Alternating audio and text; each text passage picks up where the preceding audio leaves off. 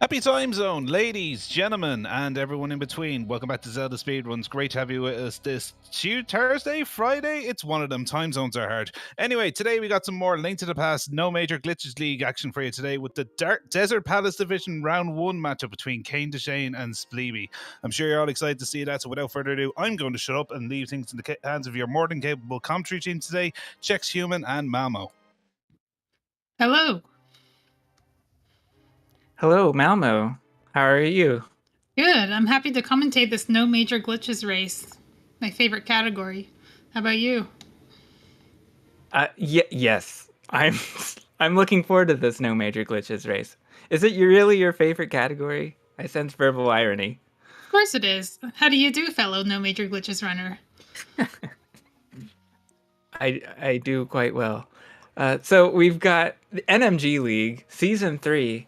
This is NMG, of course, casual playthrough style speedrun, where we don't do major glitches, which of course we know and love. But NMG, any percent, that is, tends to be the most popular category of this game. Of course, it's any percent. That means we get to skip most of the game, right? Because, beat the game at any cost. It's just, some rules you have to follow that usually results in you doing all of the dungeons in order, mostly. Yeah, well, yeah. Well, in an order. Not necessarily the order that they're listed on the map when you press X. And our runners are off. So we've got Kain on the left, Spleebie on the right. And we are starting with the escape segment, of course, known for its movement, walking, entering doors cleanly, things like that.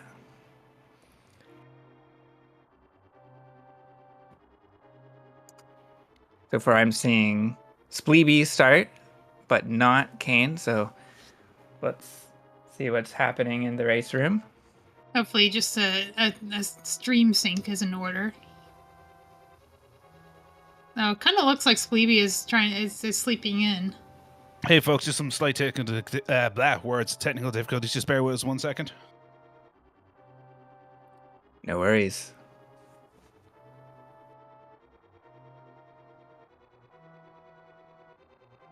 Okay, yeah, we're just slightly caught off guard, so we're just going to get things set up again. Just bear with us, folks. Just be another couple of minutes.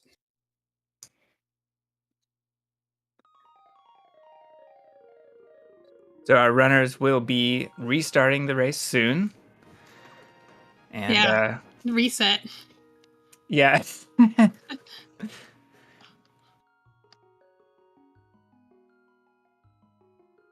One of the fun things about these races is actually watching people do no resets who don't normally do no resets. I know Spleebie is a big fan of doing whole runs, partly due to time constraints, but mostly just to get whole runs done. What can you tell me about Kain? Kain has been running for quite a while. I think my first casual NMG race was with Kain, maybe a little after I ran in the 2018 tournament. So yeah, he's been part of the community and running the game for quite a while. And one of the things we can see that the viewers can't see is the runners' splits on their whole layout, and I can see that Kain has a 125, Spleebie has a 126, right? Yeah, let's double check. And this season of League is a little different because our runner seeds were qualifier based. So our runners had to submit times to place in the brackets.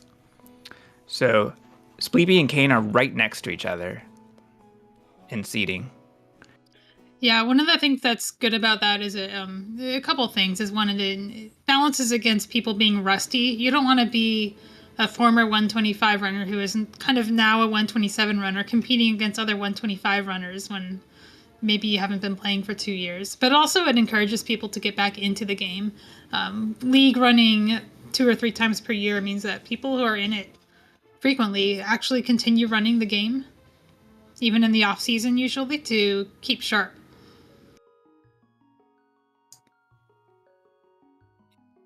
And since we have runners who are close in skill level in the present moment, we've already had extremely close races, closer than they can possibly be. We had 2 1-second difference races yesterday, and that was really amazing to see. Yeah, Hello, poor I'm just popping in to Fox. say we're.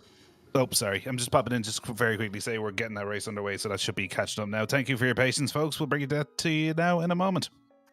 Thank you, Psycho. All right, we almost get to talk about pumping. But in the meantime, let's talk about how pumping can be the difference between a frame-counted race finish. Normally I say you'll forget about the escape by the time you get to, say, Swamp Palace, but when you finish 1 second apart, then you start thinking about those escapes and those Easterns. Yeah, the pumping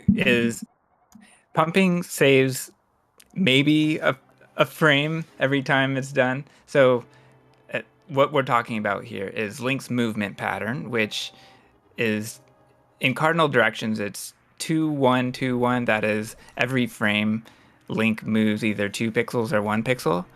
And there's a way to reset Link's movement to move 2 pixels every time.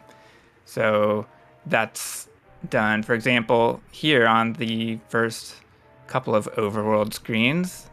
And it's just frames at a time, but they add up over the course of 500 plus rooms, especially in the first 2 segments.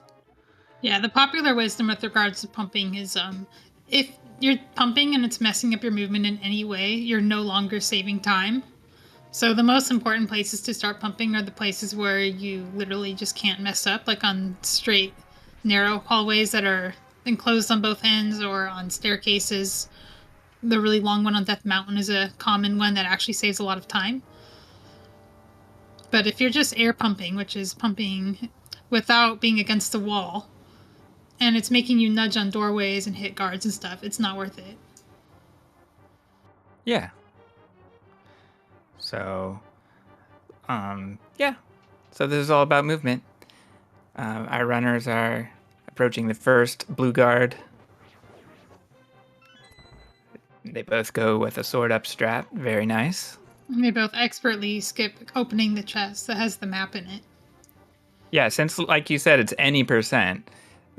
That's because they skip most of the game. Most of the game meaning opening all the chests, I suppose. Yeah. 100% doesn't open that chest either, but it does do a bunch of heart pieces, a lot more overworld. We would probably do more 100% races if it weren't for the 2 big RNG segments, but NMG, any percent, has its own share of RNG, and we'll get into that later. 100% also skips this chest. Oh, that's funny. Yeah, that's true.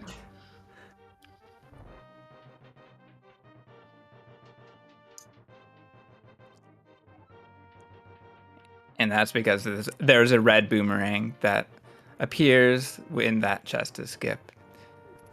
But anyway, this is any percent, of course. So let's see how our runners face against the ball and chains guard. Kain goes with a 1 pot strat. Yeah, I would say Kane's is probably a little bit faster and a little bit cleaner. 1 pot doesn't save, or 8 slash doesn't save that much more time over 1 pot. So if you're not actually getting 8 slashes and you're getting like 10 slashes, you're probably losing time over 1 pot. Another thing that I noticed is Spleebie using the boomerang on the guard and Kain using the sword. And it depends a lot on the RNG you get from the guard, but there is certain value to killing the guard because it can reduce lag and also can prevent you from having to boomerang the guard again on the way back. So it's important to know when it's appropriate to boomerang and when it's appropriate to use the sword and when it's appropriate to leave it alone. And yeah, I didn't realize that part about lag. I've heard that before and didn't know the math.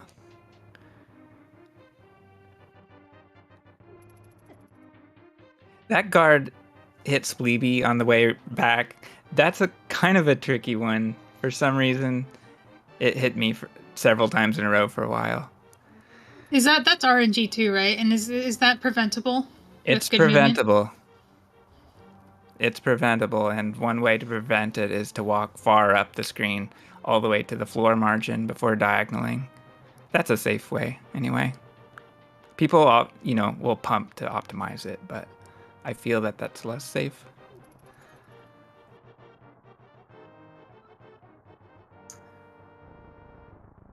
And now we have the ornamental shelf pushing. Kain pushes low, Spleebie pushes a little higher. It appears that it doesn't matter whether you push high or low, but according to Blunt Bunny's notes, he has done better pushing high. Is this because of extrinsic factors like lag, or is this more of a consistency thing? You're less likely to make mistakes. I don't know the reason. Could be consistency. One of the things about these little minor differences is the only way to really know is to time it yourself, because regardless of what's what's actually faster by a robot doing it or a really good player, the important thing is what's faster for you. That's true. So we had the key rat room, a notorious room of escape, and Spleebie got the worst luck, the northwest key rat, and had to chase it. It takes a while for the boomerang to make contact as well, so his boomerang was just a little early going from that angle.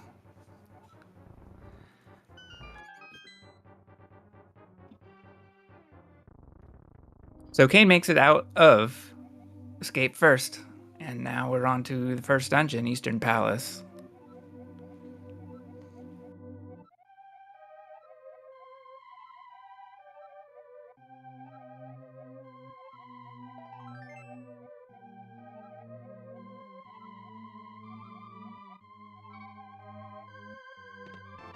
Oh, Spleebie going for his trademark, losing 30 frames each chest by attempting to chest turn and missing. And saving 1 frame every time he gets it.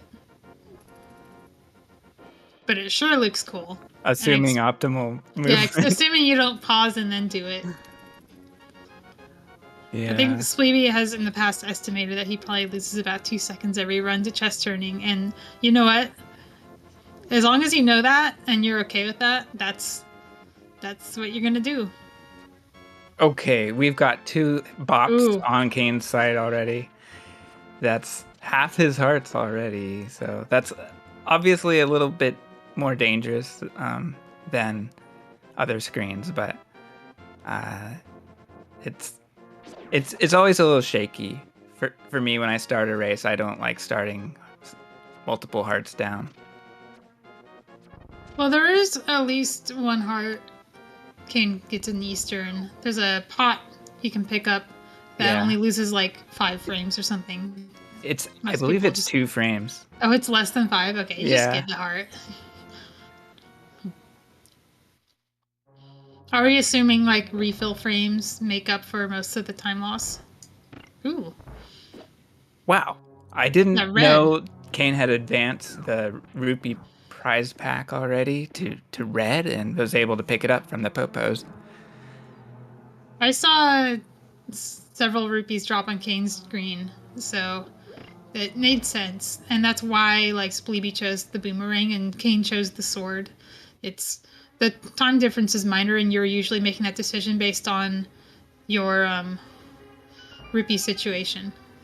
Spleebie was unlikely to get anything he wanted there in terms of rupees. Kain probably knew he was on the red.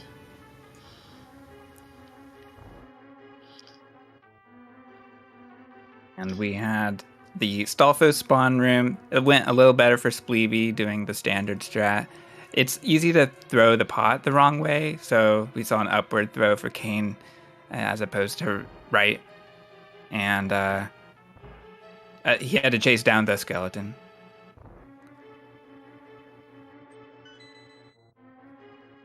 I think he also tried to stun the skeleton, which doesn't work. The boomerang actually damages it.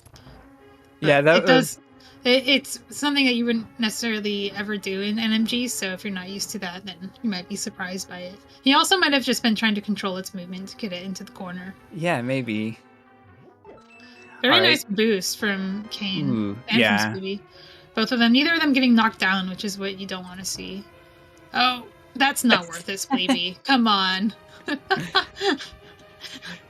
I think the way he moved to boom it maybe wasn't worth it, but I think if he swag boomed it, it would have been good. But he like walked down and boomed it. But committing to the decision is nice because now he doesn't have to worry about rupees later. That is true. It's a bit of a race safety. He doesn't have to get the awful pot and castle tower that gets you just pitted 90% of the time. So pitted. Oh no! Oh, it's not fun when this room gets out of control, but at least Spleebie spawned the key already. He spawned the key and he didn't die, and he's not even on one-hit KO here. This must be an NMG run and not an all dungeons run. If this is an all dungeons run, you're just dead if that happens. Yeah. You'll have 3 hearts here. Kain, speaking of which, having a bit of a party on Zelda Gamer Room. I'm not sure what caused him to approach the Igor from the side, which is not usually what you do in this room. Yeah, I didn't really catch that.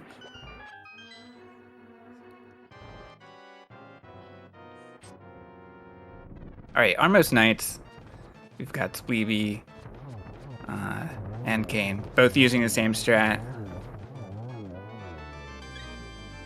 5 right. And Spleebie is out first. And with 2 more arrows to his name, despite firing 1 into the wall at the end of the fight.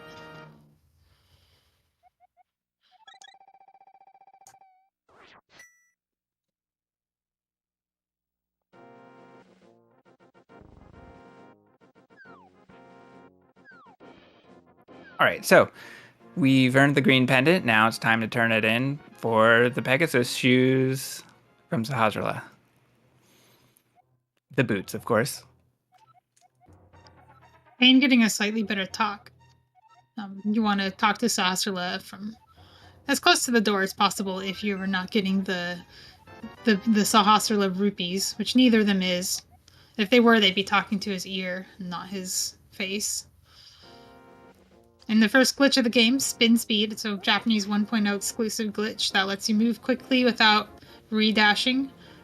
Persists through the screen, at least until you have jumped off a ledge or gotten hit. Yeah. The armed spin speed continues after you get hit, but you will have to touch another ladder to activate it.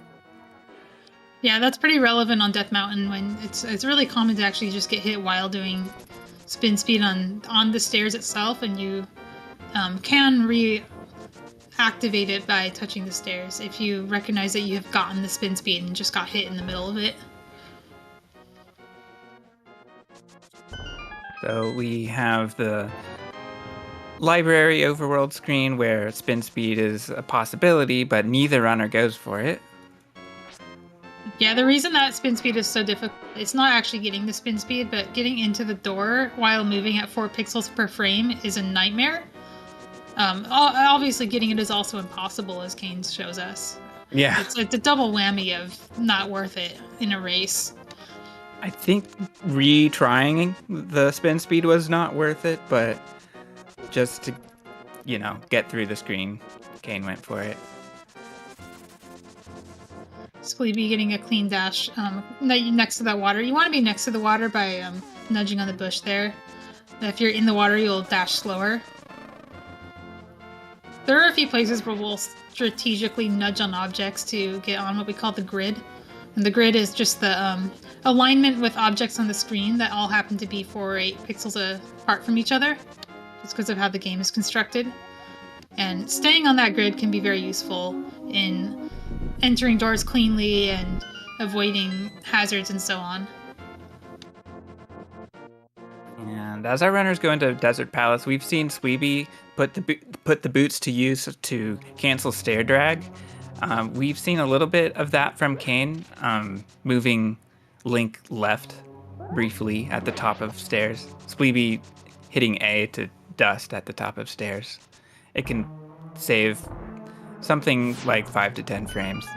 I think it's less than 10, if done very well.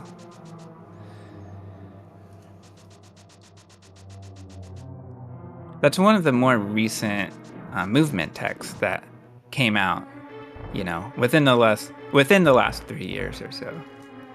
Before that, we didn't see runners do that at all.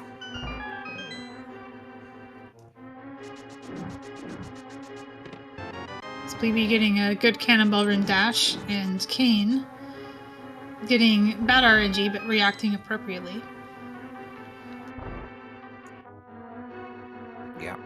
You see Spleebie moving diagonally on that screen where it looks like he might dash. There's a lot of places where diagonal walking is faster. You actually move pretty quickly diagonally. You're moving 1 pixel per frame in each direction. And dashing costs time in charging the dash, so if you're not dashing far enough, it's not worth it. Or if you're moving cardinal and then dashing, you might be better off just moving diagonally instead. True. Kain having a little trouble with that switch there. The hitboxes of these objects can be deceiving. Yeah, and sometimes I hit them twice in a row, which is not good because that shuts the door. There's a lot of funny things that can happen even after practicing rooms several times. Oh, we have a Desert 2 spin speed for Kain. Kain got the spin speed menu buffer too early. Oof. And I'm pretty sure he just unbuffered the rest of it, which is a little bit terrifying to watch. Like, Spleebie got the menu buffer, and it looked pretty safe on his end. I was very scared, because if you even so much as touches one of those ledges while in spin speed, or even in spin speed armed, you will just hop off immediately in the first frame. You don't have any chance to teeter and turn around. And on top of that, you're moving at, like... it's not 4x speed, but it's like somewhere between 2 and 4x speed. It's very fast.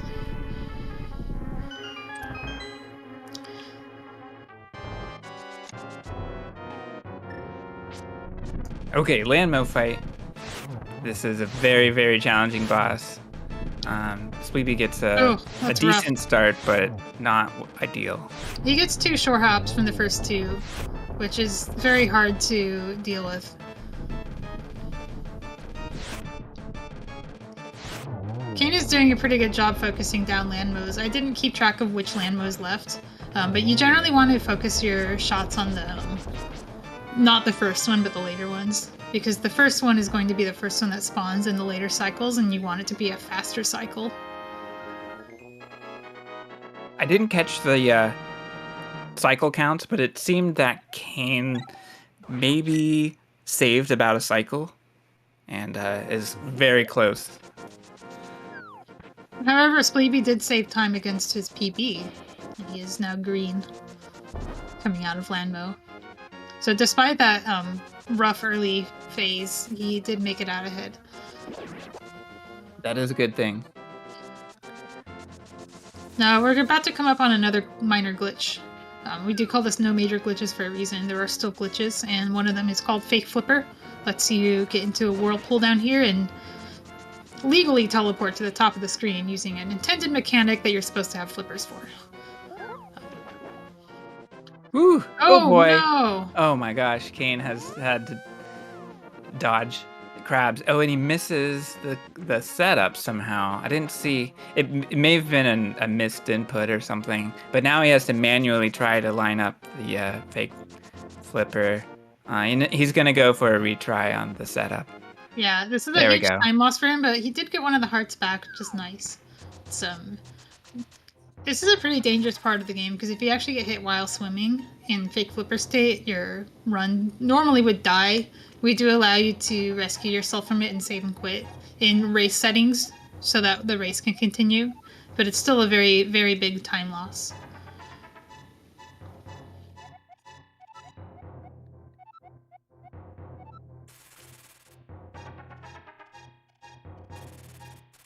And technically, there's a way out of the misplaced Link when Link is repositioned, but it requires screen scrolling, which is a major glitch.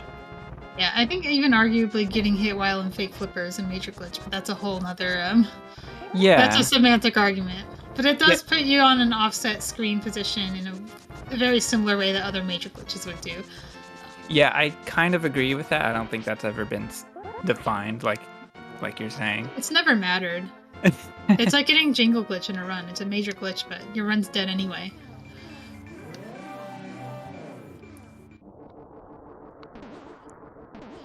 We briefly see Bunny Link as Spleebie climbs the Tower of Hera. And despite the mishap on Kain's side, Spleebie is actually the less healthy of the two, getting classically wrecked by boulders and dead rocks on Death Mountain, which is unfortunately prone to happen 3 times in the run. We do visit the mountain 3 times. Yeah, it's So pretty this dangerous. is the most dangerous of them because of how low health you have and how many things in this dungeon can also kill you. And the fact that we do an intentional damage boost later on in this dungeon. The Gatekeeper is not kind to Spleebie. The Moldorm gives him a bop. Okay, we've got pot spin speed on Spleebie's side. Let's go. This does nothing, because all we can do in this room is wait for it to complete. Yeah, this room is like 50% about managing boredom. And Yes, not much just so. falling asleep and getting hit by a tile because you took a drink of water. There is a strat you can do that actually does save time and lets you drink water safely, but it's difficult. It's 3 consecutive inputs. Yeah, simultaneous inputs. Oh yeah, sorry. 3 simultaneous inputs, yes. It's like item dashing, but much worse because you're also changing direction and using... Okay, Kain does get a bop from Moldorm here. So down to 4 hearts. Spleebie, tries to pause for the arrows, but gets sucked into the door. Those arrows are so hard to collect. Those arrows are a tease. Alright, safety door. I like to see it. Nice. I know a lot of people will forgo that in a PB attempt run, but in a race, it's probably wise. The safety, that switch allows you to collect hearts before Moldorm, so you can at least do the fight more safely. Nice chest turn from Spleebie.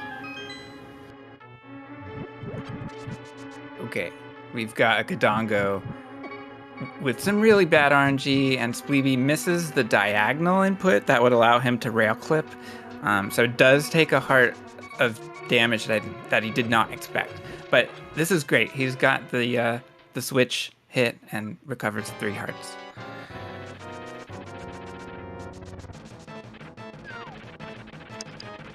Yeah, I'm seeing some comments in chat from Spleebie about the arrows, and I think probably what happened is he tried to diagonal into them.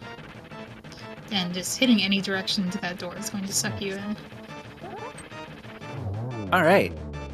A pretty nice fight for Spleebie. Not so much for Kain, unfortunately. We have a fall at 1 heart, so now we're in danger and behind. This is classic Tower of Hera in NMG.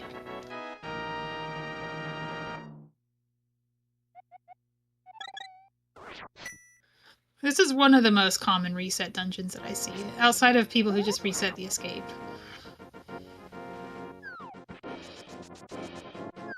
And people who reset the escape are just min-maxing their run, but people who reset in here actually just had a really bad time in here, and it's totally understandable. All right, okay, we're out of here. There we go. Moldorm is down for KainDeschain, and he's safe. Meanwhile, yes, Spleebie only on 3 arrows had to pick up one of the slowest arrow pickups on this part of the arrow route, which is in that dash down cave. And he knows that he already got the arrow drop, so he can't just manage prize packs on this screen. Yeah, that is one of the most well-known pots, even though it's so slow, because we know we only have a couple of chances to pick up arrows. That's basically the only optional pot left before Palace of Darkness. Now, it may seem like the runners are just like dashing to the Master Sword because, you know, they just need to get there, but actually they're doing a whole bunch of stuff on the way there to set up what we call tree rupees. Now, there are certain trees you can pull that give you rupees based on how many enemies you've killed and whether or not you've taken damage since you last pulled a tree. So Kain pulls that tree to start the counter, essentially. And now, from now on, he has to kill 4 enemies without getting hit. And that's what makes it scary, is because if you get hit, it resets to... So it looks like he got hit there, but he's not down a heart. But yeah, it would reset to the blue rupees, which we need red. We don't have enough. We need 110 rupees going into the next dungeon after the castle tower.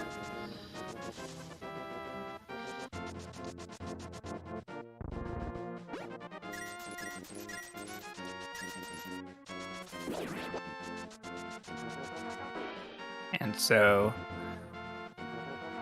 having killed 4 enemies, Spleebie gets the 4 reds, and is definitely safe to get into Palace of Darkness.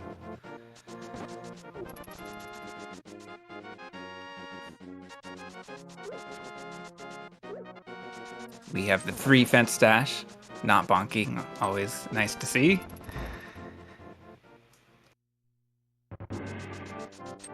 Oh, let's see Spleebie's strat here. He dashes up and goes around the torch in Hyrule Castle.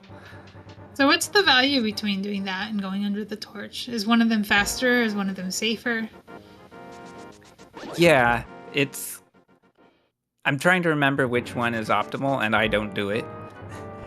It's basically preference.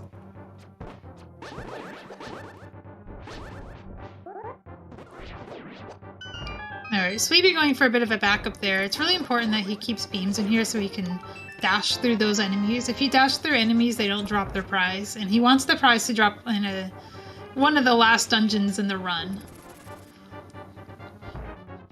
Because those enemies would have dropped fairies if they dropped their prize. And then he wouldn't get the fairy in Turtle Rock.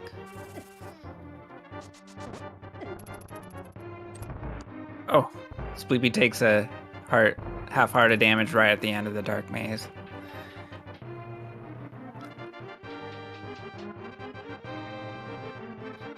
I've heard some people say that that room is the worst room in the game because of how little controller you have over how it goes. There's a lot of enemies that have RNG and have pretty unpredictable aggro based on your movement. So it's really hard to control how the room actually goes.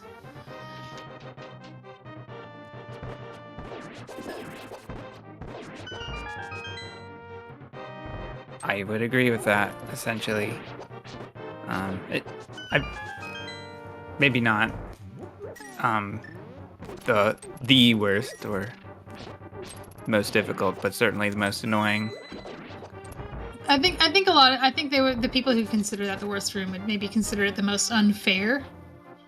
Yeah. Because the other worst rooms, like the chain chomps, those are, they have RNG, but you can react to most of the RNGs. And they're very difficult rooms and very punishing if you get them wrong. But Dark Maze is just unfair. It's nothing you can do sometimes.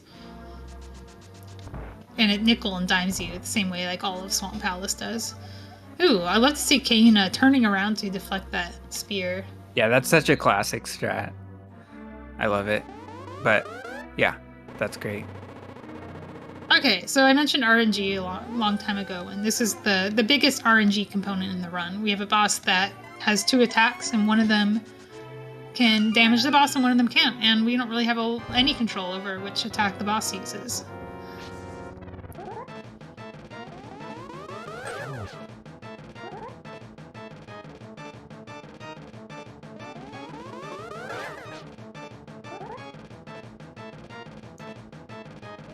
Is that already 2 for Spleebie? 3?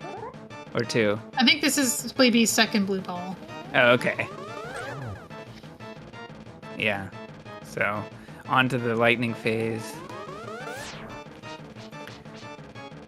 It's like, yeah, I don't usually count in races, but yeah, the RNG started pretty poorly for Spleebie. Now Kain is entering.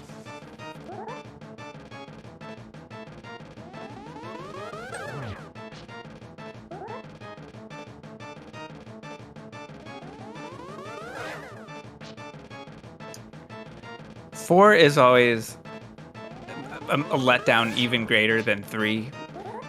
3 loses twice as much time because you get an extra lightning cycle, but 4 means you don't know how long the next phase is going to go. 3 is also, like, by far the most common you can get. So it at least feels fair when you get 3. It's like, yeah, it's like 1/3 of Agony will be 3 blue balls. Yeah, and Kain is getting a lot as well. I counted 4 on Kain's side, and I lost track of Spleebie. Spleebie's looked like 4 or 5. I'd say 5 or 6. Oh, you think it was more? I literally, like, let go of my push-to-talk button while counting on my fingers. Oops. That's when my sentence cut out. It was 6. Wow. 6 is so many. But Kain has at least 5 now. Yeah, this is... Alright, it's over. At least it's similar. In a race setting, that's what you want. And you... Do you really want to be on PB pace in a race? I don't think so. I think you just want to relax and finish your run. It Maybe can you be do. pretty exciting. Oh, it's too much pressure. No, I agree. It depends on how much pressure you want.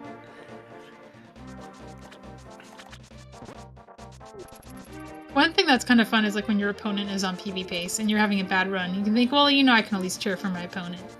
But if both of you are off pace, then it's just a race.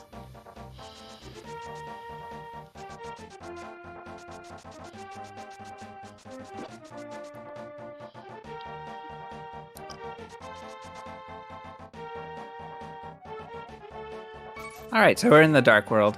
The challenge of the game ramps up, and it's a bit more dangerous, and there's a lot more... there's a lot more fun to be had. Yeah, there's a bit of a, I think what people have been referring to as a grandfathered-in major glitch in this dungeon. It's a rail clip using a bomb that skips part of getting the hammer. We call it hammer jump. Yeah, I can see that. It's a very particular bomb jump with a rail clip, and there's a lot of different places and objects that cause Link's movement to be a little weird, but being close to the edge of a pit is one that makes Link behave pretty strangely. He can clip objects easily. Yeah, sometimes Link will like dash along a pit and just ignore collision while dashing. You see this in the Ganon's Tower, Torches one. But yeah, it's a little more subtle that we're using that state to clip through a rail here, but that is exactly what's happening. Another characteristic of Pod is that you're doing that second room of Pod 4 times, and each time you do it, you're going a different way. Yeah. I was just talking to a speedrunner, Bitey, who says that he picks up a different pot each time he comes in and alternates them just to remind himself to even think about which way he's supposed to be going next. Oh, that's a good idea. Because one of the most feels bad ways to lose time is to just go the wrong way. And it's so easy to do in this dungeon.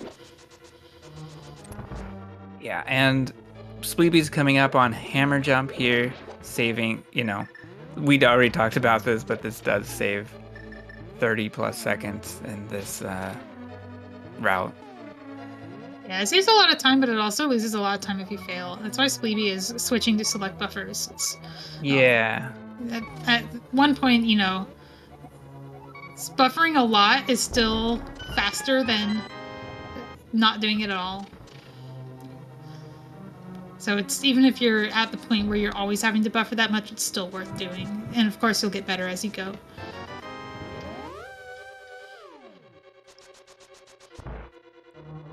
Super M209 fine. Yeah, and Kain also having probably higher number of buffers than he would like, but he does make it. And gets the hammer. Nice.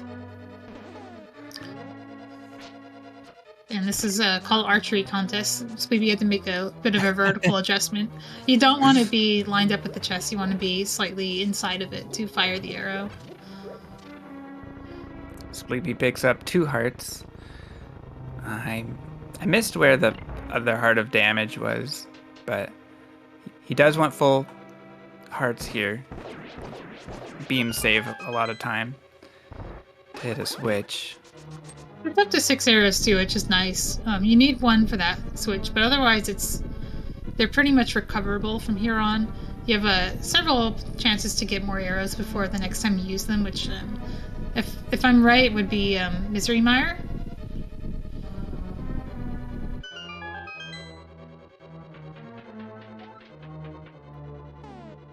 And Kain also, short on arrows, doesn't get the drop that Spleebie got dashing up, so has only 1, but he only needed the 1 for that statue, and then he has to farm a little bit more later on. Oh, nice turtles for Spleebie. No turtle party today. And this beam that Kain just did on that switch, that's the reason they're picking up hearts before Mimics 2, is they're not just doing it for safety. It's actually faster to have beams, because you can skip a menu. Textbook turtles from Kain. Alright, we have the Helmosaur fight for Spleebie, and Spleebie's activated, or armed spin speed, that is, and this gives Link's hammer a kind of dash hitbox, which is a little better in the upward direction. And Kain goes for it too. Gets it. If I'm not mistaken, this is the only part of NMG where we arm spin speed but don't use it, right? On purpose. That is, we have the spin speed state but not the actual speed. Oh, Kain is having a little trouble here. He looks like he's going for sword out. This is not great. Ooh, oh okay. Goodness. Okay, just... This is so dangerous. Okay, this is where you get out the pause buffers. Yeah. I think he can get out of this one, because Helmosaur went the other way. Yeah, that was good. There we go. Sometimes you have no control over the tail, and you just get caught. I am a huge advocate of just bringing out the pause buffers when you're in that situation, because usually you can maneuver around them if you have bullet time powers, which is what pause buffering gives you. But if you're trying to react in real time, you have to be god tier reaction speed. Yeah, one of the fireballs looked so close, it made me think it could have been a good frame rule. But I think it was just that close to Link. We've got the pod overworld return, and this is so much more dangerous. For whatever reason, the enemies line up to lottery you. But Kain escapes unscathed. I mean, Spleebie. Yeah, we'll see about Kain. It seems like this lottery... There's like 3 chances to get lotteried here, and it seems like they always happen in league races. Oh, Maybe yeah. it's just a visibility thing. I call it the pottery lottery because it's outside of pod. No. Why? And that dash above, under the murder dactyl is also very, very movement sensitive. If you do the movement just right, you're safe. But if you don't, you get hit for 3 damage. Speaking of getting hit for 3 damage, missing spin speed there is also very punishing. Yeah, that's a hammer dash, of course. Now we need to use hammer dash. 2 buttons on the same frame. And it's a bit tricky on that screen because we have to change directions very quickly and have fluid movement. And it's just very tricky to get that hammer dash consistently. I think most people are changing grip for the hammer dash as well, so it's not just, reacting and doing something quickly. Oh, yeah. But you're actually contorting your hands while doing normal movement, and it's easy to mess up the movement while doing that. Yeah, and if you're at all rusty or something, then you might not remember exactly how you like to grip the controller, and it gets a little confusing. But anyway, these runners are pros. They'll figure it out.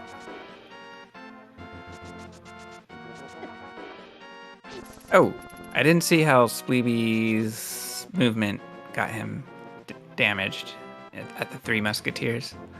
It almost looked like he was going for a safer strat, because he went on the right instead of the left, and then he got hit. But maybe I'm just seeing a missed input.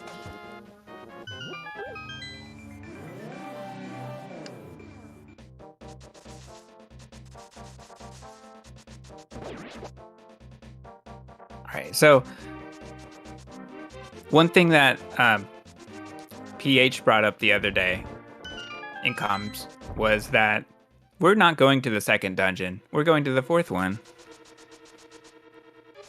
And The second dungeon sucks. yeah, that's true. We put it off as long as possible, like the homework assignment that we don't actually want to do. Is that what it is? Yeah, we have other homework we can do. We can do the art school homework instead of the chemistry. Yeah. Yeah, we get the Titan's mitts in this dungeon, and that'll allow us to get Tempered Sword, which is going to speed up bosses by a great amount. It also gives us time to collect rupees, which we'll need for Zora to get into Swamp later. Yeah, I think BH's reason, somebody was talking about probably like the main reason that we don't do Swamp early is because of the difficulty of getting the flippers, which cost 500 rupees, and all the rupees are here in Village of Outcasts, so of course we're going to go here first. Why not? We're also getting our sword. Yeah, the first time I watched a glitchless dungeon order run of this game, where you complete the dungeons in order, it kind of like tripped me up how out of the way the overworld was between Darkness and Swamp. It's pretty crazy. Okay, the attic for Spleebie. No damage, that's good. That can be a bit of a tricky room, but it's not a problem. Thiefstown is it's kind of weird because there are a lot of enemies with RNG, and particularly this room that Kain is coming up on can just screw you over. He gets the movement correctly and gets the right RNG for it, but it's possible to just get screwed over. But it's also pretty consistent generally and pretty safe. You usually have more health than you really need, and the boss fight at the end is scripted. That's unusual. Yeah. Well, the thing is, actually, a lot of the bosses in this game are scripted. For some reason, we like to call out Blind as more scripted than the others. Yeah. It's just so frantic. It's just a really hectic fight when you play the game casually that it's a little surprising. But there is no RNG in the fight. Yeah, it's all deterministic based on your movement. Mm-hmm. And the contrast between doing it the scripted way and doing it unscripted is so stark that a lot of people will say that the hardest fight in the game is actually the blind refight, when you have died to blind and come back and you don't have the script anymore.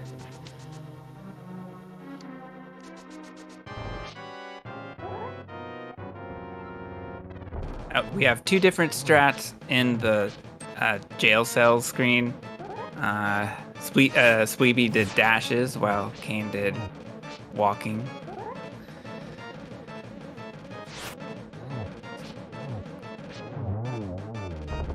So no damage for Spleebie.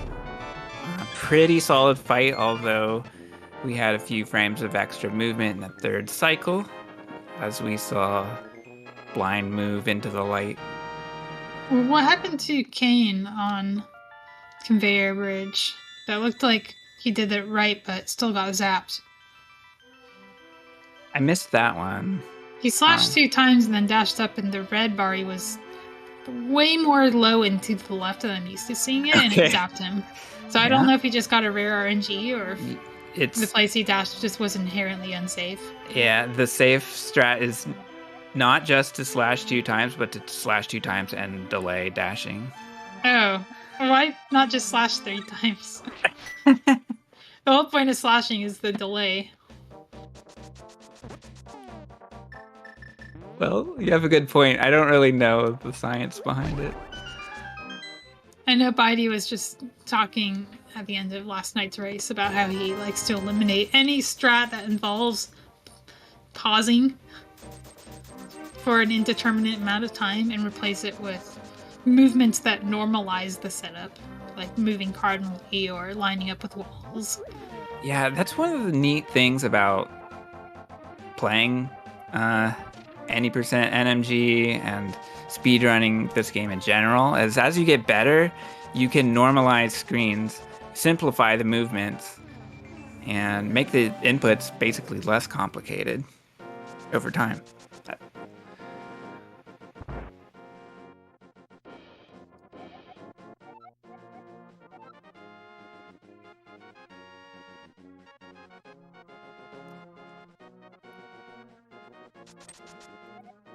Meanwhile, we have the advantage of seeing from the commentator's booth past Spleebie, as his PB is showing us. Past Spleebie gets the fence dash, so GG to past Spleebie. Yeah, past Spleebie is quite a bit ahead by virtue of not getting 6 blue balls. Very true. Also, we can see past Spleebie because he has a Drost image of all of his previous PVs nested in his PVs, and it's incredible. I can actually see 4 Spleebies running right now. I'm not seeing that level of detail, but that, I like to call that Mattception, because Matt is known for having very visible past version of his speedruns. So we do have Spleebieception.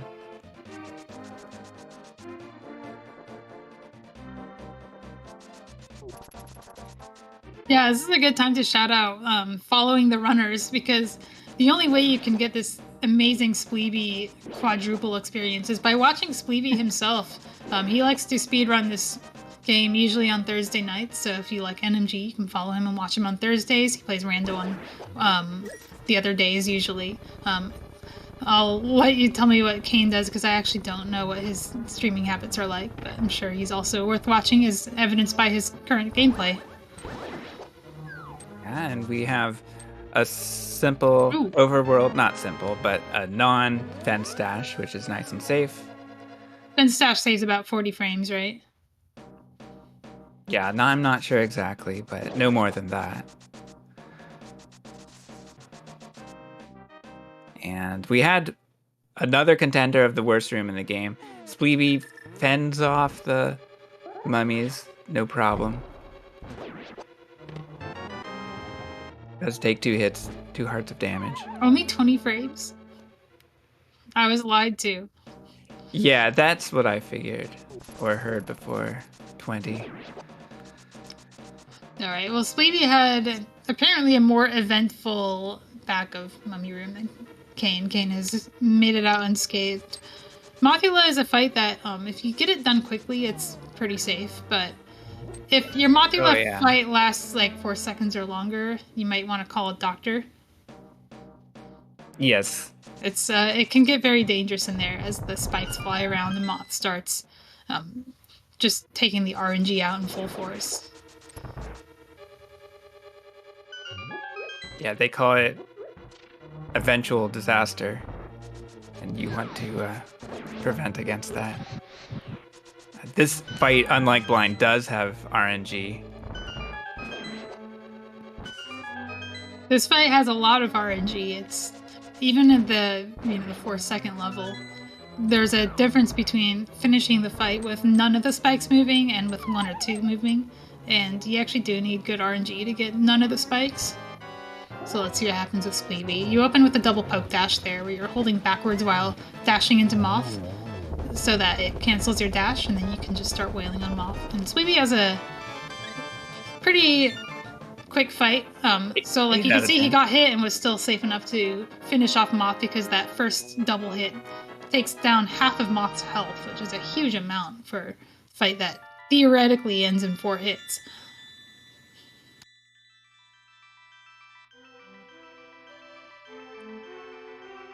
Yeah, it's really nice to learn this poke dash, or dash strat rather, at the beginning, since that will hopefully take half of the health. Yeah, and also the RNG begins immediately with that conveyor belt. You can move in all 4 directions, and all of them you can poke dash, but some of them are easier than others.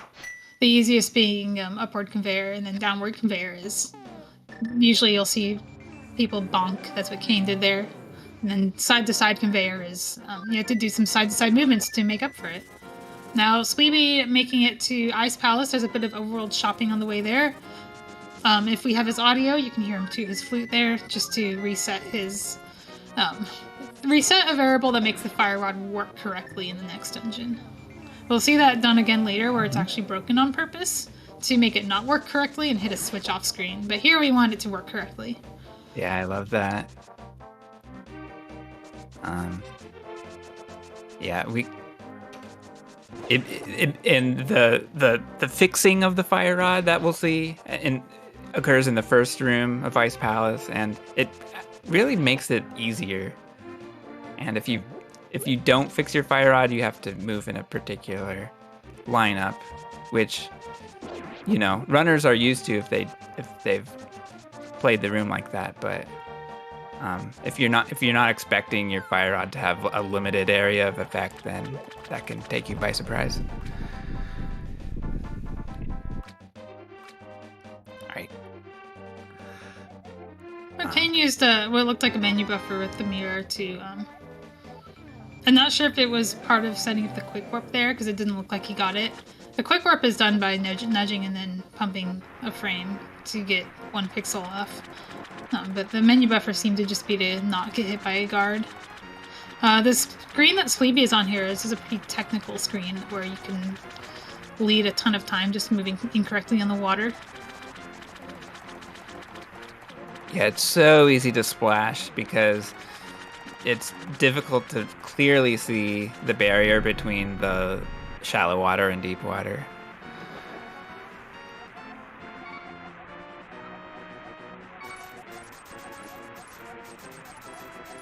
And one thing I didn't see Spleebie's Ropa dash, but we had a safe dash for Kain. Spleebie did the lottery, so he dashed underneath, which is a little bit faster, but has a chance of just hitting you for no reason, based on the Ropa's RNG. Yeah. Some people will eat the risk and save the frames. Some people will take the 40 frame hit and do this dash that I think never gets you hit if you do it correctly. We're also seeing little frame savers. Spleebie stopping the dash before he transitions, which saves on lag frames during the transition.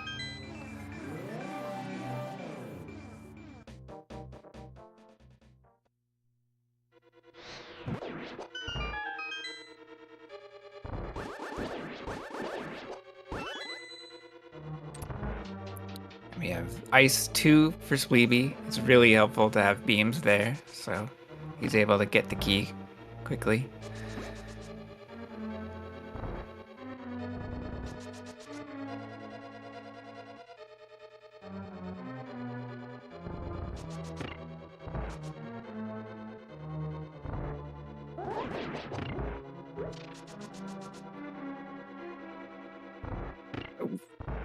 Okay, so Kain has some annoying luck in the whirlpool screen and uses a fire rod on Azora. Yeah, the screen is annoying partly because of where the Zoras can spawn is RNG and can just slow you down for no reason, and also that warp is smaller than it looks, and it even has a special name that I will not repeat on Restream that refers to exactly how small that warp is. I'm worried about Kain's magic situation here. Oh, I didn't he's see. down 3 magics. I don't know if he has a plan to get one of them back before he goes to the back where 2 of them are found. Yeah, the best plan is the decanter at the Stalfos Knights. That's true. And if he wants to play with fire a little bit, he can also just hope for a drop from the Pingators in Pingator lineup, the room that Speedie is in now. But pretty much I'm going to have to bleed time in there, making it worth getting the decanter in Stalfos instead. All right, we've got a spin set up, but Spleebie doesn't quite get it.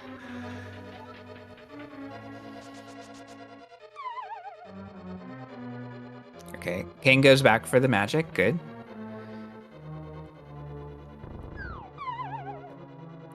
Gets a really nice damage boost, but hits the spike on the way down. Yeah, the damage boost gets you through that room significantly faster than just walking. And we didn't talk about hammer jump, the most important trick of the game. Nice one for Kain.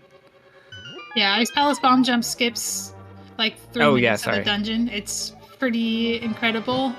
And also, like, none of the runners even know how to do the dungeon normally, except for the ones who run glitchless dungeon order.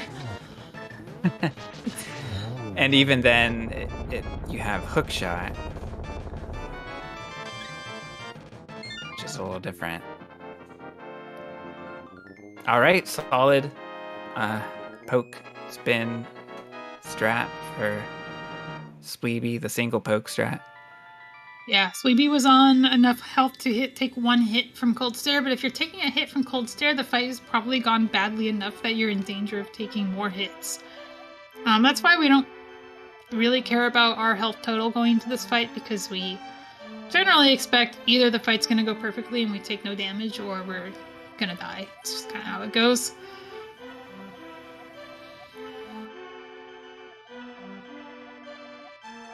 All right, Cold Stare for Kain.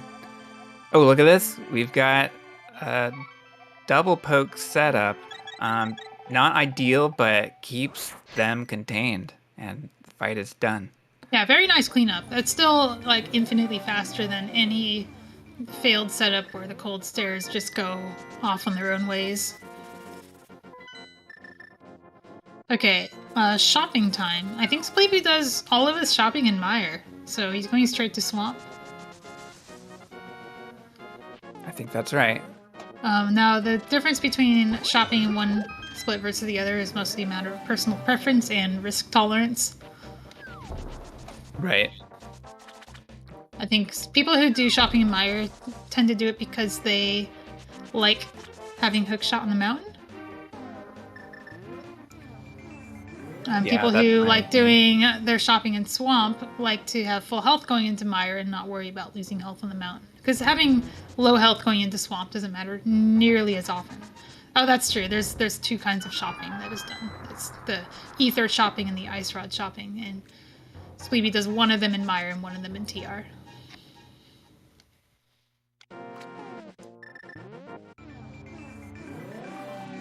All right, so as we go into Swamp Palace, we're seeing more quick warps, which is a way to save 34 frames, more than half a second, each time Link goes through a mirror transition.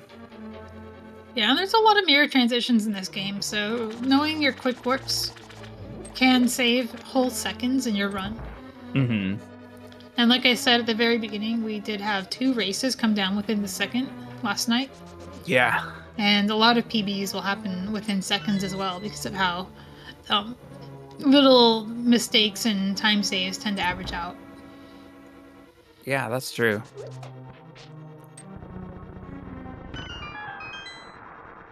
It's a pretty interesting speed run. There's a ton of RNG and throughout the run. So even though it's concentrated quite a bit at Agadim and a little bit at Ganon,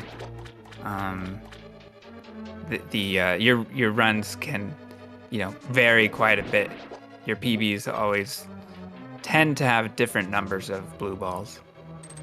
So having one with more or less blue balls, it can make a PB more or less challenging to run against, but Yeah, it's an interesting progression that can happen if you're really dedicated.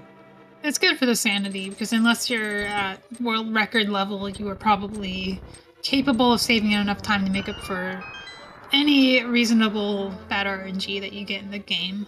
Yeah.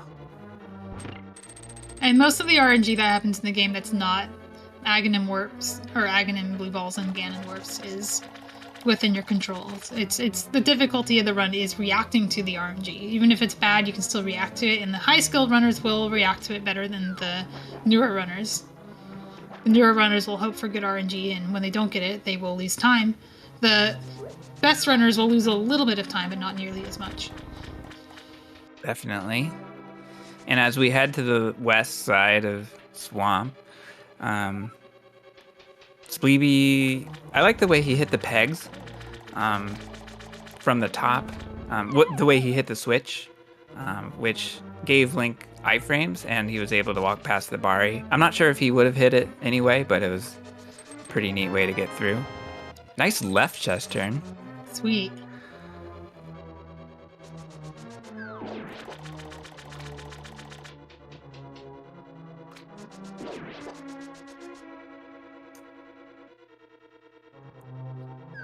Both of them are having good swamps so far, or at least good underworld swamps. I can't compare the overworlds because Spleebie did less shopping than Kain did.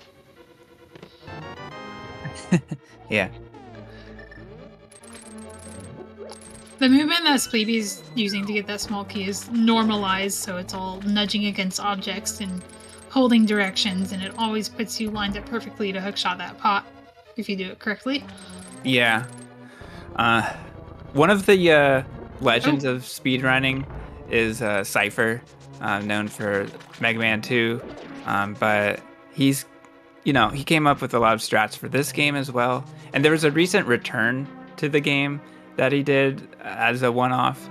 And he did not know about the normalized movements. And instead used a sort of manual strat. And he got it. He got the, pixel perfect lineup, which was quite a feat. It's pretty cool. I lied earlier when I said that we only use spin speed without the actual speed once in the run. We actually use it twice. Oh, that's a really good point. I couldn't think of a place where it was done. And yes, with armed spin speed, or hook speed in this case, which is the same state, you can pick up a pot easily when you have a statue in front of it. Really good point. Yeah, it's easy to forget because it's not spin speed, it's hook speed, but it's the same glitch. Yeah. It's an item dash with the hook shot that also can be used in the boss fight. I think Spleebie probably attempted the zero cycle Argus that requires a whole bunch of hook speed poke dashes. I don't quite understand it, but it's very difficult because you have to not only get all these same frame inputs, but you have to target the puffs in the right order and react to RNG. No, there's one same frame input. Oh, there's one. Okay. On your initial launch of the hook shot. Okay, I've never actually attempted it, so yeah. It sounds really hard, but I guess it's that much less hard than it actually sounds. Yeah, the difficulty is just in timing Y presses, which you get into a rhythm in doing, and learning the puff order, which is very difficult. And here comes Moogle coming out with another item dash spin speed that we use just to get a first frame hop off of a ledge on Turtle Rock. Yeah. It's invisible. You don't see the runners doing it, but they're doing it. They're pressing A and Y at the same time when they use Quake on Turtle Rock. Oh, we got a Spleeb catch from Spleebie. He's in the text. I almost think Spleebie did that on purpose. Did that for the restream. Yeah. I also appreciate Spleebie providing other examples of hook speed for us. Which is Argus, for example. But we've been talking about that. All right, now it is time for Spleebie to collect the ether. Nice use of the hook shot to get the dead rock out of the way. And double shotting the dead rock is, I think, something that's a little bit advanced. I mean, it's dead simple, but a lot of people don't learn it right away. Kain was having a bit of an Argus there. He wasn't going for the zero cycle strat at all. He was going for a strat that's supposed to be safer, but not sure what happened, but he got a little bit off rhythm and took some damage. Argus actually does 2 hearts of damage, so if you're entering the fight on low health, it can be surprisingly dangerous, even though we don't normally consider it a run killer. Alright, it doesn't look like it, but Spleebie is arming a glitch called Spooky Action at a distance here by using the flute and entering that screen with the bird in a certain position. It's pretty free to do, but the actual Spooky we'll see later on where he fire rods some spikes and enemies to get a switch hit off screen from an offset splash damage. Shout out to Albert Einstein.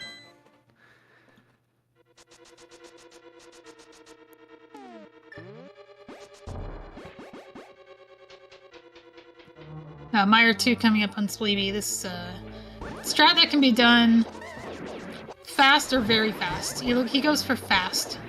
So very fast, you'll also beam one of the Popos, and it protects against certain Popo RNGs. I'm not sure if he normally goes for the very fast. I think he might have actually been reacting to a Popo RNG there. That meant that he didn't need to do it that way. Also, he frame ruled the Fire Snake. What a guy. Oh man, I missed it. He dashed right through it. It was great. Yeah. So when that happens, some runners bonk at the end of it. So it seemed like Spleebie had it under control, I guess. What a guy. He knew he was going to frame rule that guy. There's another frame rule that people sometimes go for, where they dash into a spark on purpose and try and win some frame rules by pausing at the right time and getting hit in the forward direction. We call that spark gamble.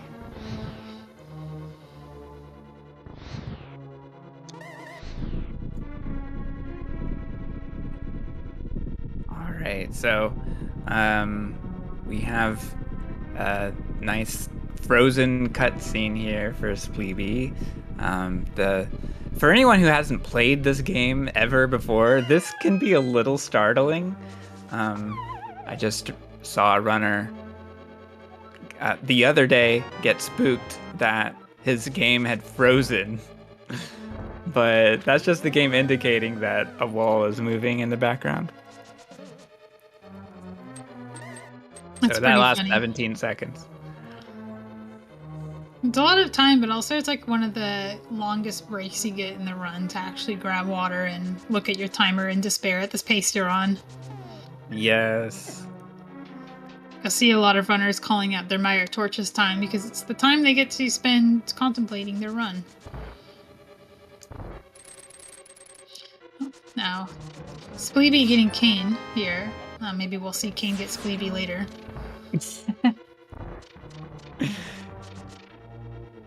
Yeah, it is Kain of Samaria, and of course, it is a broken item, as major glitch runners know, but we'll be using it to set a block on a switch in a few rooms from here. Yeah, we also use it to create platforms in Turtle Rock. It's exciting. When I was a kid, I thought that was like the worst item. It's so useless. It's like, oh, I have to use it as basically a key to get into the next dungeon. And now, little did I know that it's actually one of the best items in the game. Yeah, create your own auto-scroller. Second only to Hookshot, which at least as a kid I had the foresight of knowing was the best item in the game. Meanwhile, past Spleebie needed to use spins to clean up Vitreous, which is always a little scary. Okay, so we've got spooky action for Spleebie. First room and second room go quite well. Third room goes well.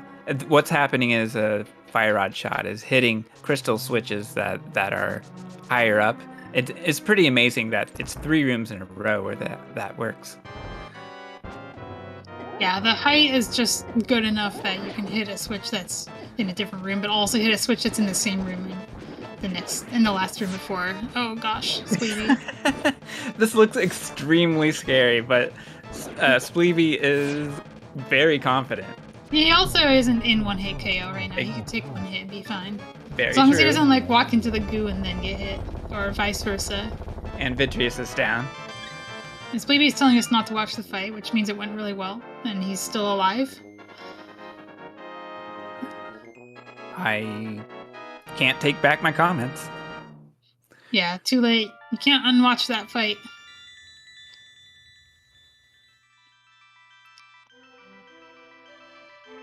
Well, if you miss Spooky on Spleebie's side, Kain will be doing it here. You can see the screen pause as the switch gets hit by this off-screen fire rod. Whoa, what is that Spooky that Kain just did? I've never seen portion upward. Is that, like, the walking strat? safer, or what's the difference? It's a strat I tried because I noticed that there were 2 strats that came out when people started learning this glitch, and that was just another option. Kain had a little bit of a scary Vitreous opener. He got the RNG that punishes doing it slightly wrong and swung wide to compensate. Nice. Just to make sure he wouldn't get hit. But when you swing wide, it slows down the fight and makes the RNG of the next part a little bit more prominent. But he gets out of it. He recognizes that he didn't get the 0 cycle and dodges the lightning that would have killed him if he had just stood in the middle. And there's Spleebie chest turning sideways. Love to see it. Oh, apparently it's just a strat. Okay. Ham walk. He did get the bad RNG though. That has killed many people who get sloppy on the Vitreous fight. Plain ham sandwich. Oh. How many plain ham sandwiches are there, Chex? Oh, look at that! That Waffle House! Incredible! That was a good one. The 3 hooks and the proper Waffle House. That was very good. If anybody has a Waffle House emote, spam that in chat. Thank you, Yurok. Appreciate it. So now we can see exactly how ahead Spleebie is with Kain still needing Ice Rod. Mm-hmm.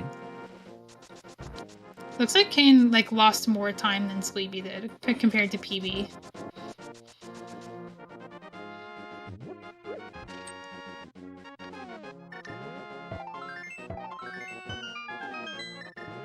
Oh. Okay. Is that it? Yeah. Free quick whip. So how can you tell? When how can you tell when it's a quick whip? Oh, sorry. I thought we were doing the quick hop quake dash. Oh. And you were somehow telling that he successfully got the quake dash. I am just watching Kain's Waffle House drive-through, and it was impeded by a team of 2 dead rocks at the north side.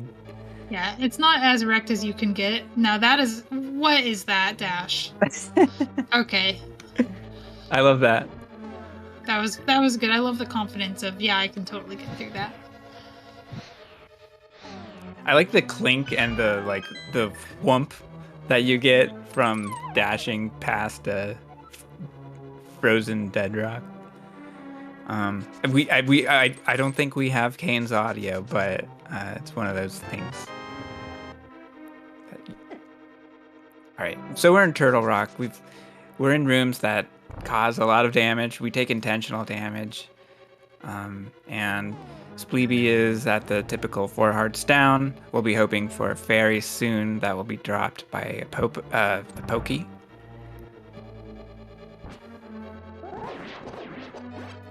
Okay, Spleebie gets his fairy. Nice. Do you prefer to get your parry before or after chomps? Before, because you can use this nice beam strat that Spleebie pulled off quite well. It looks great. And also, if you get it after chomps, you might not get it in a place where it's necessarily easy or safe to grab. On the other hand, if you take a hit in chomps,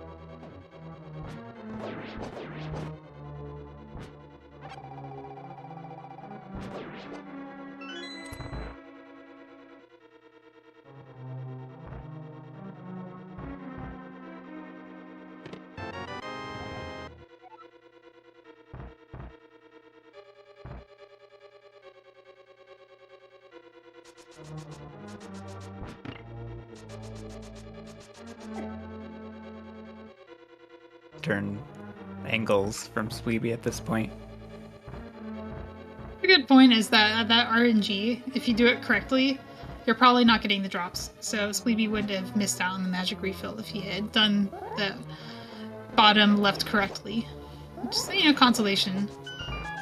Alright, he gets a few more drops that he doesn't really need. You don't even want the bombs, you want to avoid those. Kain has not been able to get a fairy drop yet, but used a nice Kain-based strat for chomps. Oh, we've got... Okay, here we go. Kain gets it. I've never seen down slash. Is that a strat, or is that just the same but doing it slightly differently? Not sure exactly. But the end result was what we wanted to see. Yeah, it looks good. You get the key dash. Mm-hmm. Unfortunately, you miss out on the refills, but you're not going to hang around and get those.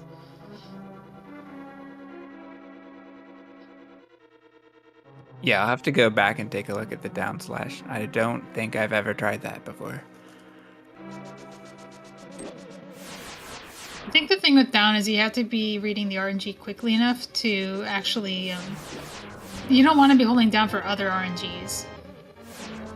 It just seems a little bit harder to react to than just holding the same direction every time. Moving differently. Solid laser skip for a Spleebie. Nice and fast. Yeah. I'm not sure what happened there. I think he just, like, maybe got the mini helmet 8 his beam, or maybe he saw the pokey moving in a dangerous position and didn't want to take a hit.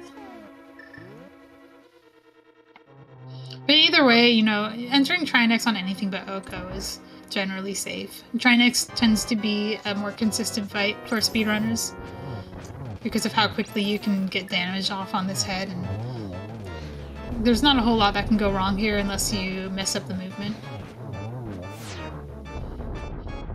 Exactly. It's also kind of chill because you're on the Tempered Sword, you're always going to get 1 cycle, you're never going to get 0. And the only way to really save time on the Tempered fight is to do a strat that, like, saves magic and saves a few frames on the refill. That's about it. It maybe makes the head movement a little more consistent. Oh, I missed the laser skip for Kain, but I saw that nothing went wrong. Kain uses a different strat in the Pegs maze, and it guarantees a bomb pickup, and nothing gets in the way, so it's fairly consistent.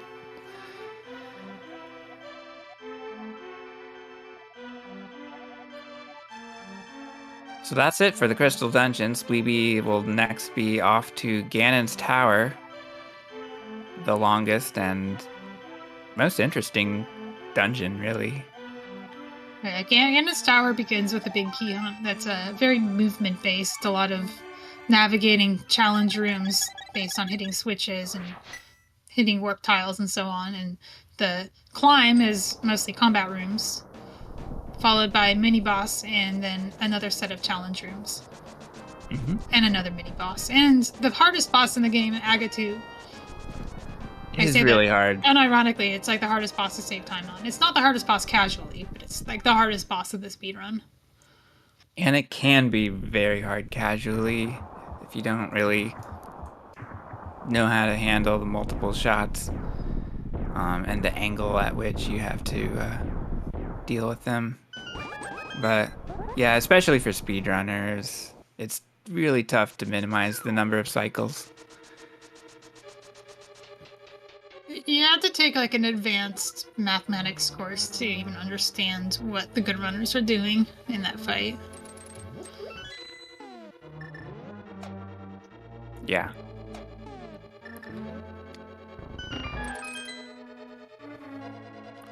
And Kain is off to GT as well. Okay.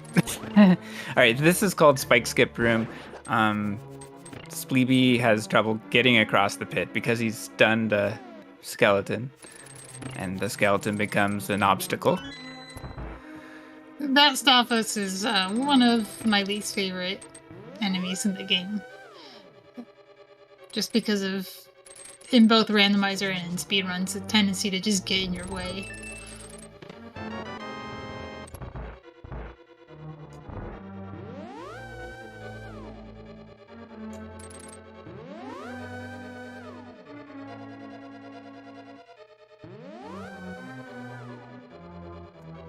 We've got the warp maze for Spleebie. He's got 17 arrows.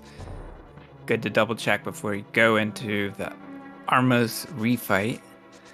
So he should be safe since you'll collect this arrow pot.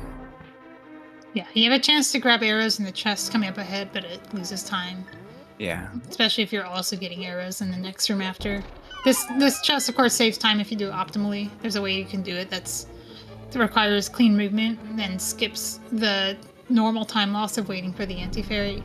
But in a race setting, if you're going for that and you need the arrows and you miss it, it's pretty disastrous. And speaking of which, missing the Armos quick heal is also pretty disastrous. It has knock-on effects for the Ganon fight as well. And he's going to be just doing poke dashes for the final Armos, which isn't normally supposed to turn red. Yeah, this will take 12 poke dashes. Yeah, and I was mentioning the Ganon fight because there's a variable that's being set in this room as the fight goes on that will affect the way Ganon's bats move in Phase 2. And it's something that rando players are used to because it's the default state of bats is to be kind of random, but in NMG we normalize them by doing the Armos fight the same way every time. And Kain is just a couple of rooms behind now. I did not realize that he was a bit short on arrows and did go for the pot in the fall room. Alright, we've got mimics for Spleebie, pulling them off quite well. No lag. Looking good. We have a race. Definitely. And Kain is entering on full health, so he gets to use the I was gonna say the beams, but he just doesn't. Saving the arrows doesn't like do anything. You only need the the 8 for this room plus we want 1 for afterward. There's a mimic the room that Spleebie's in you want 1 arrow for. Spleebie and Kain use a slightly different Mimics 2 strat. Kain goes for the Blunt Bunny strat. Gauntlet 2, doing the Gauntlet 2 thing of one Zazak just goes up and you have to deal with it. Some people will switch the Fire Rod, but then you have to like recover your magic, and that's nightmares, so. Sometimes you just go and chase after it and it's fine. Yeah, the chase looks very silly, but it's pretty fast since your movement's sped up. I mean, it's not fast, but faster than it seems, maybe. Lambo 2 is also, there's a lot of RNG that can make one cycling it very difficult, and Spleebie got a Lambo that went off to the side and short hopped, making it not really worth chasing after, so he just goes for a quick 2 cycle. Probably wise in that fight. Let's see what happens to Kain here. Gets friendlier RNG, but misses a rod shot, so I think he will have to pick up a pot in the next room. Yeah, nice sure 1 cycle though. He has enough.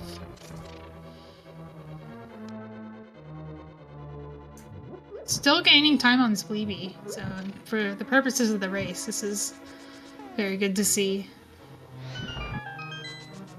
Yeah, and we're getting to the point where RNG could be a factor in the Ganon fight.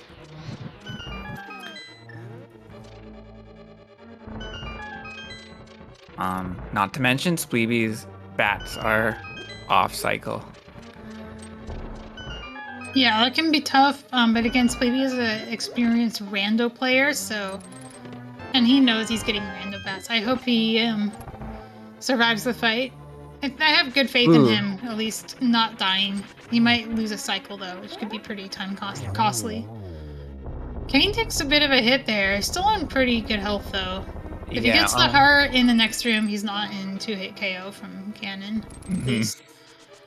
And only a half heart of difference between our runners. Oh, you know, Kain map checked there. Now that's something that I have done.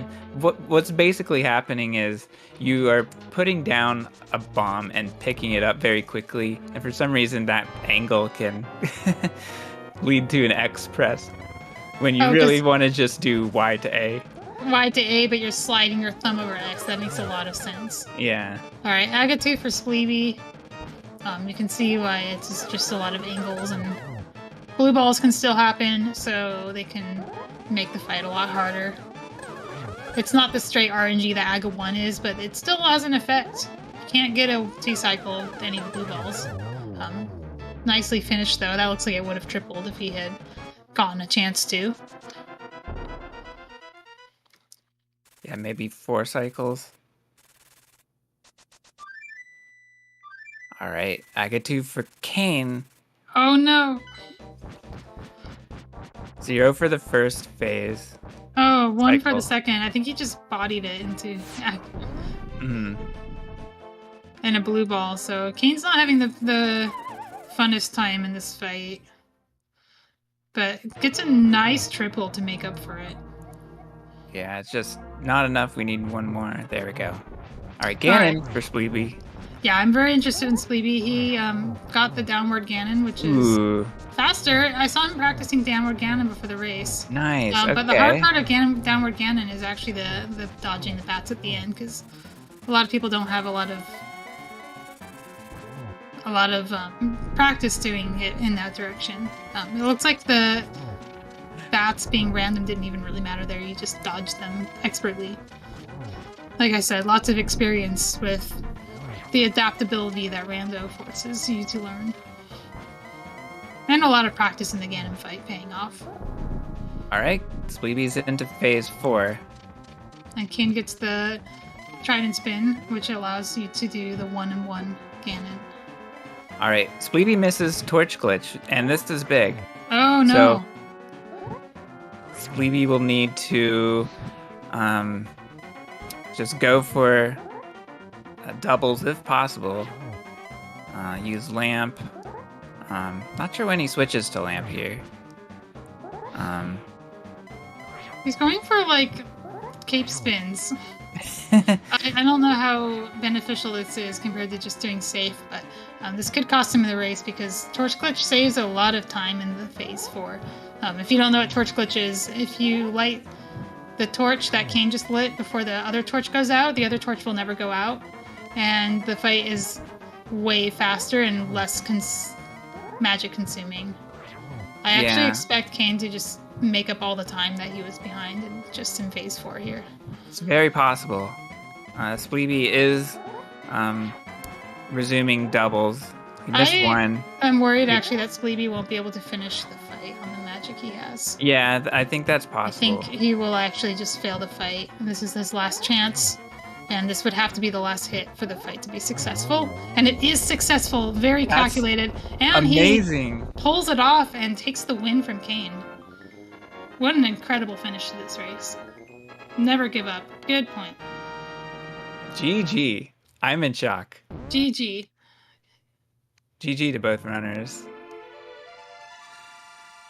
I saw it finish in the race room and didn't want to look over at who it was. And I just assumed it was Kain, and it wasn't. This is what Desert Palace has given us. I mean, all of the different divisions are going to be like this, where we have these incredibly close finishes. So that's it. On their splits, it's a difference of 5 seconds. So that is quite amazing to see.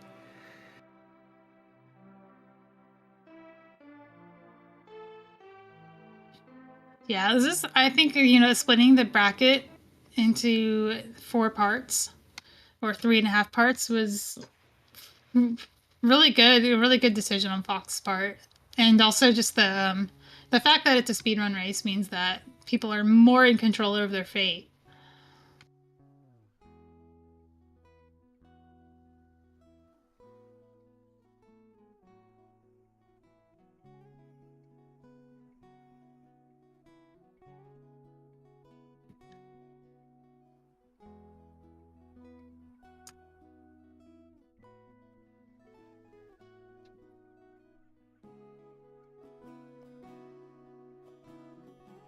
I'm still speechless.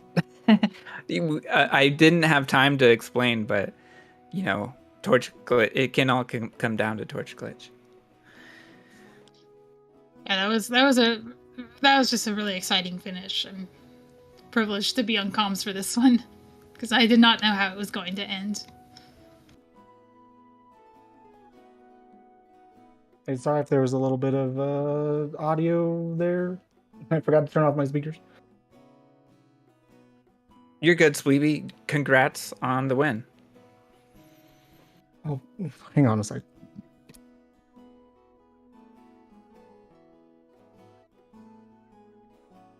This is why. Now I can hear things. No, hold on. Here's now. Well, I could, yes. Okay, cool. Okay.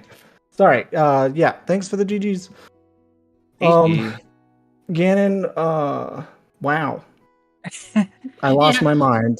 I was saying that your fight was over and you were going to run out of magic and you get a last spin on, and sorry for doubting you, Spleebie. Yeah, thanks for letting me know after I already did it, and I was like, yeah, no. Yeah, it was so exciting. Did you count? You counted, right? You just knew exactly how much. No, you didn't. Nope. You just hoped. I was praying. Yeah. I was like, oh, I need to switch to lamp, and then I haven't missed torch glitch on a run in a long time, and so I was mostly just flailing. That's the real answer. What would you say led you to missing torch glitch? I don't know, because I didn't go for the extra spin before torch glitch. Spin? Yeah. Because Ganon was at the bottom. Oh yeah, right.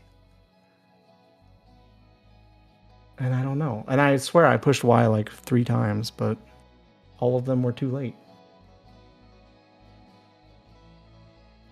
Yeah. I think it was I think it was I waited too long to menu, and so then I was surprised by the torch going out.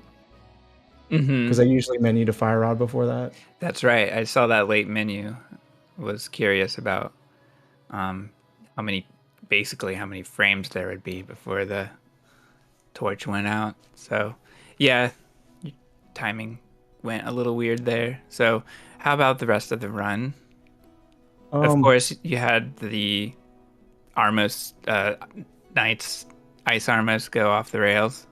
Yeah. Yeah, I don't remember what that was either. Oh, I missed one of the arrows, so I can't remember the order now, but you shoot like 2 up, 2 left,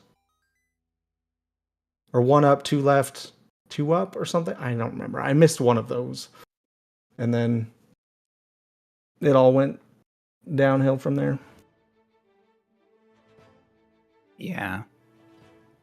And a lot of it was really solid. Parts of Turtle Rock had some really fast rooms. Laser skip, chomps. Yeah, Turtle Rock was interesting because I missed one of the fire rod shots for the torches.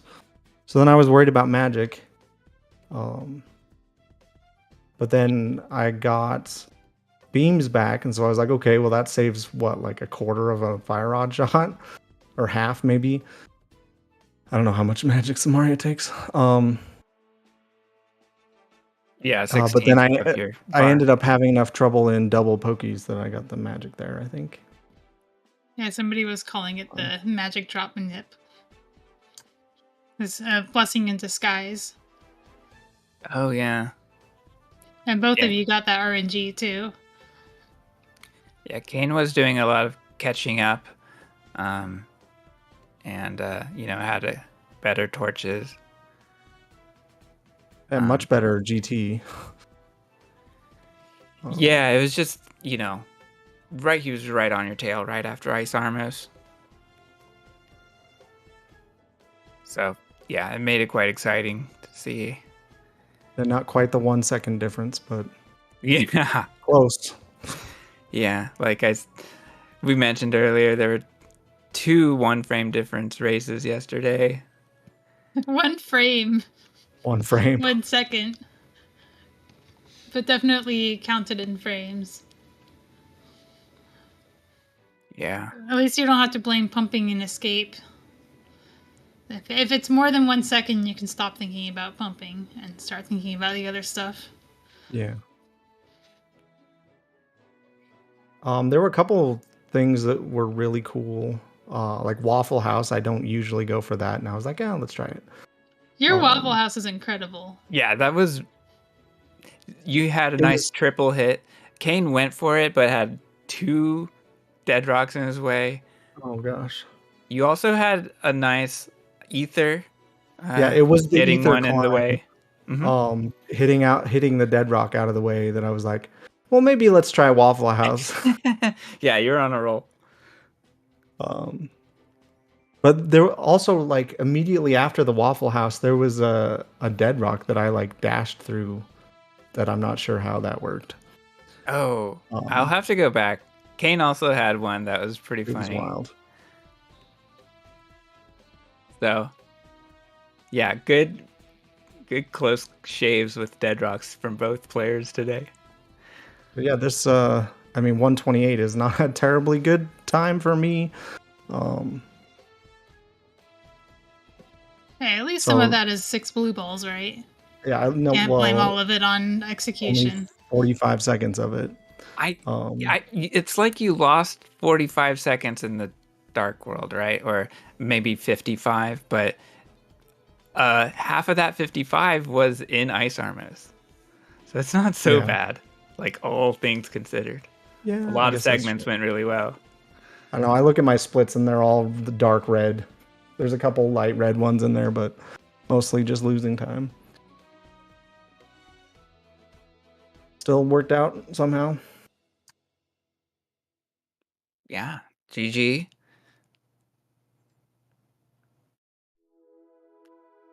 Other questions, Malmo? No. I don't know if there's any other flailing to talk about. So. No, you don't always have to focus on the flailing. There were some really good moments in there. But yeah, that will be it for Kain versus Spleebie. Yeah, thanks for doing commentary and for picking up the restream, ZSR. Hey, we're always happy to have any NMG League action, and this is no different. So yeah, once again, GG's to both Spleebie and to KainDeschain. I hope I pronounced that right. For the pretty close race there. Chat, make sure you go follow them both. All the information is in the chat description there. Thank you to Chex and to Malbo for the excellent commentary. Make sure you go follow them as well. The next matchup we have on the schedule for the NMG League, I beg your pardon, is a pretty big one. It is Doomtap versus Arior in the Terra Hera division round 1. That's taking place 3 o'clock Eastern tomorrow over on ZSR3. We also have a couple of other matches lined up in the Eastern Palace division. We've the round 1 matchup between Chemo and someone who we're going to raid in a minute, Secretly A Silver. And then after that, we have the Tower of Hair division round 1. This is not Yoho versus Welkin.